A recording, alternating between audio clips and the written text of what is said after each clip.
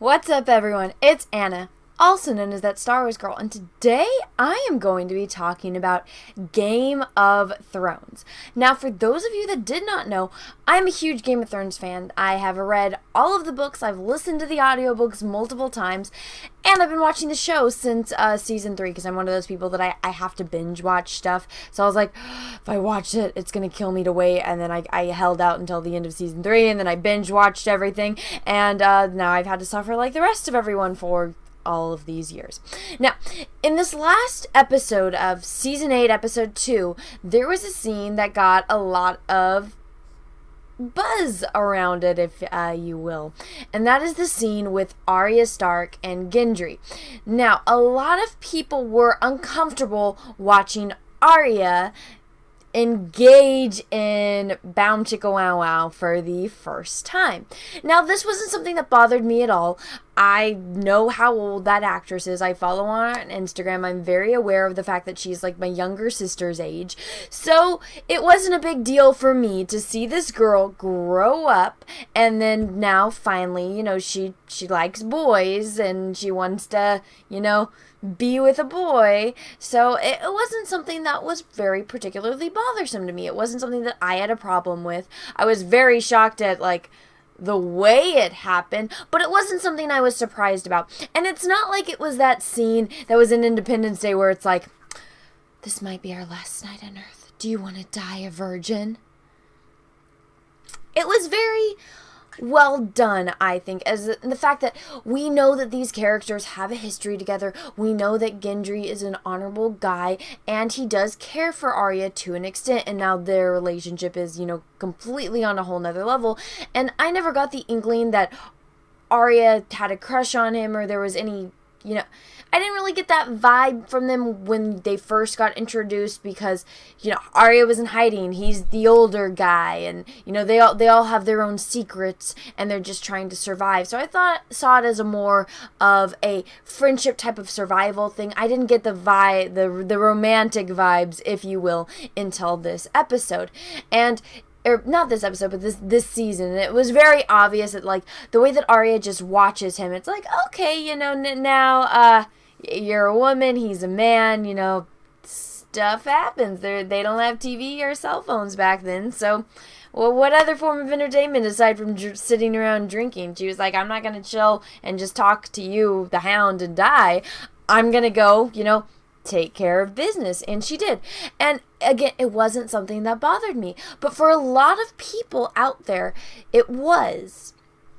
Now, I can understand the arguments. It's like, we've seen her grow up from a little girl, and to go from watching that to her now, it just made me uncomfortable. I understand. I get that. But at the same time, it's like, you know what, this is Game of Thrones. When you look at, the first episode with, Daenerys, what happened? She's naked getting in her bath. She's getting, sexually assaulted by her brother. Then we watch her get raped. And, I mean, it's not uncommon in Game of Thrones to have these really intense Bound Chicka Wow Wow scenes. So, as far as what happened with Arya, I mean, you can look at the exact opposite. You can look at what happened with Sansa. Now, this is a big thing for me. Did not happen to Sansa in the book. In the books, Sansa is still in the Eyrie. She is not with Ramsay. She did not marry Ramsay. It was, I'm blanking on the name. Captain of the Guard. It was his daughter, who was also from the north, that they tried to pass as Arya Stark, that married Ramsay, that got sexually, assaulted and raped and all that by Ramsay. So none of this has actually happened to Sansa, but because it's the show, it's different, so we're going to go off of the show. Look at the difference between what Sansa went through for her first time, for, that's still the only person that we know of that she's been with. Look at the big difference between that and then what Arya went through. At least Arya, she went through her journey, she went through hell, she watched her father die, but look at the person that she's become. She's completely self-sufficient. She doesn't need to be at Winterfell with her family. She can take care of herself. In a way, you can say that other characters can as well, but I don't think if Sansa had anyone backing her up, she could stand on her own. I don't think Sansa would be able to survive the way Arya did. Sansa's always been on the backs of other people, whereas Arya's very been, that lone wolf type of, she's like Nymeria in a way. So to see Arya completely take control out of her life, even though everything was ripped away from her and she built herself up, from the bottom to what she is now, to see her take charge of this part of her life, that's a really big step. I was very off-put by the first episode because I was expecting this big reunion between her and Jon, and it was very offsetting the way that they introduced it or reintroduced them to one another. I didn't like it at all. I was just, even though, Arya is so cold now because she's grown, she's one of the, many-faced god people, I was just expecting more heartfeltness with Jon, but then watching the scene with Gendry, how even though, you see the way that she looks at him, she's very much interested in him, and then her actions speak for her as well. She is very much interested in this guy. She has feelings for him. We don't know the extent, but if it's her last night on Earth, that's who she wants to spend it with. That says a lot about a person. So having Arya have that with Gendry, and still, even though it's a tender moment, she expresses herself that she wants to spend it with him, but there isn't that as much emotion behind it. It kind of made me understand that scene with Jon more, and the fact that, she did start off Game of Thrones being that child, that little girl that doesn't want to just be a lady. She wants to be a knight. She wants to fight. She doesn't want to just marry a rich guy and bear his sons. She wants to be in the action. And seeing the relationship with her and Jon and how affectionate it is compared to him and Sansa. Sansa didn't want to have anything to do with Jon. Flashback to last season, and Sansa is so grateful. Sansa ran through, the freaking snow to get to Jon, to get to her brother, even though she was, mean to him in the past. It's that, bond that siblings have. It's that instinct. It's that, security that you have with a family member. So to see, the stark difference, pun intended, between Sansa in season 1 to now with Jon and Arya, it very much shows, but it also shows as Arya in a person, not just with Jon, but now with Gendry. Again, this is the guy that she wants. If this is the last night on Earth, that's who she wants to spend it with. She wants to spend it with him, sharing that experience with him. And it could have been different if she wasn't a virgin and that wasn't her first time, but in this instance, that was, and so that's what she wanted to do. And you can look at the difference in Sansa. Sansa, very naive. I mean, I've said before, I cannot stand Sansa. I cannot wait for Sansa to die. This last episode, it made me, in a way, have not negative feelings towards that character. She doesn't irritate me the way that she did. Just looking at the dynamic between her and Theon, how happy she is to see Theon because they have that kindred spirit, because they both went through that absolute hell together. They were both tortured together.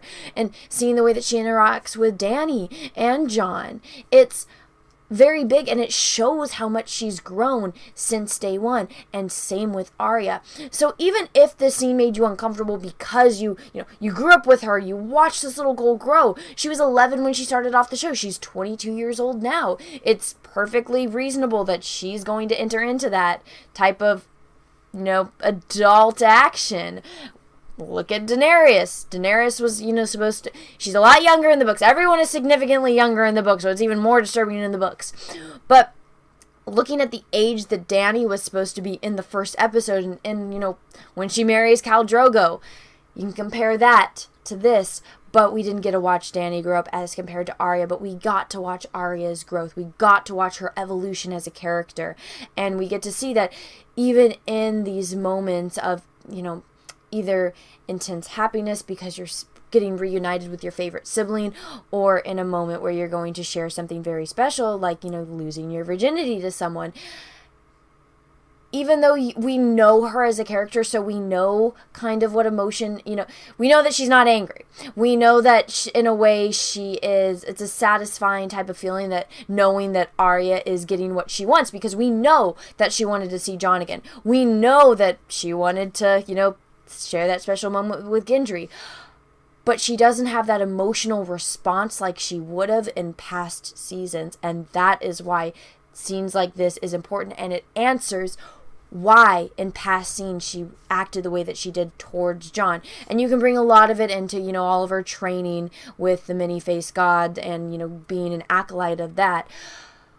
But I think now that she's evolved from that, she is a merciless killer. But I mean, in a way, it's because they wronged her. They were on her list. It's like, you didn't show mercy to my family. You didn't show mercy to my brother, who was under the impression that he was a guest in your house. You murdered him. You murdered his pregnant wife. You murdered my mother. You don't deserve my mercy. And you can see how, you know, that's even, you would think that that would make someone cold-hearted. But she shows, I guess, I wouldn't say exactly emotion, because she's kind of emotionless. But she shows her true feelings, because in a way she's had to turn off her emotions to embrace this ability that she has. And I think moments like that are very powerful. So yeah, you can look at the uncomfortable bound chicka wow wow scene of this girl that you've watched for years, that you've seen her grow up. But you really need to look at the context of it as far as her character development. And that's why I think when I watched it for the first time, I was in shock. And then I watched the episode again and I was like, this answers so many more questions than when I watched it the first time. So I would say if it made you uncomfortable, I completely understand. Usually Bam Chicka Wow Wow scenes in movies and stuff makes me uncomfortable. It's not exactly my favorite thing to watch. Although I would say that one Wolverine movie where Hugh Jackman woke up and you get to see his magnificent behind, that was great. That did not make me uncomfortable at all. But scenes like this in Game of Thrones, like, yeah, the first couple of seasons, it's very explicit and that kind of stuff. It's like, oh, okay, well, at least I know what I'm getting into when it's Game of Thrones. And they've cut back on that a lot. And again, it's one thing to like be me, like a person that's just a fan, that's just watching this, that loves the books, that loves the TV show. And it's another thing to be, you know, the cast member as well as her family. And I saw the way Maisie Williams, the actress that plays Arya, she said, hey, you know, I know you guys are all uncomfortable, but just think about how my family feels. You know, my mom watched this, my stepdad, my sisters, my brothers, they all watched this. They all saw me do that. So it's kind of a worldwide thing that's been going on between the Game of Thrones community, you can say, is that we all kind of watched it. It was, I mean, I feel like I kind of saw it coming in a way after last episode, but at the same time, it's like, even though you're mentally prepared for it, you're not mentally prepared for it. So I understand if you were uncomfortable, and it's just it's Game of Thrones. Like, we're probably gonna see a lot of people die in the next episode. So it's going to be interesting where it is from here. But this scene, I felt like it was important for her character after everything that she's been through to finally, you know, she murdered somebody before she was able to, you know, have that experience with someone. And that's an experience that us as humans, a majority of people, are going to experience at one point in our lives, unless it's part of your belief system where you take a vow of celibacy, then you might not experience it. But for, you know, I'm pretty sure like 95% of the population that do experience that, you will know that that's kind of an important part of a person's life. And for Arya to go through all these other experiences, to just experience this now, the night before she could possibly die, it's an important moment for her, and it shows a lot about who she is and who her character has evolved to become, who the girl that we saw in the beginning to the woman that she is now. So I'm looking forward to the next episode. I'm not looking forward to lots of characters dying, which I feel is going to happen. The Night King wasn't there, guys. He's probably on his dragon somewhere.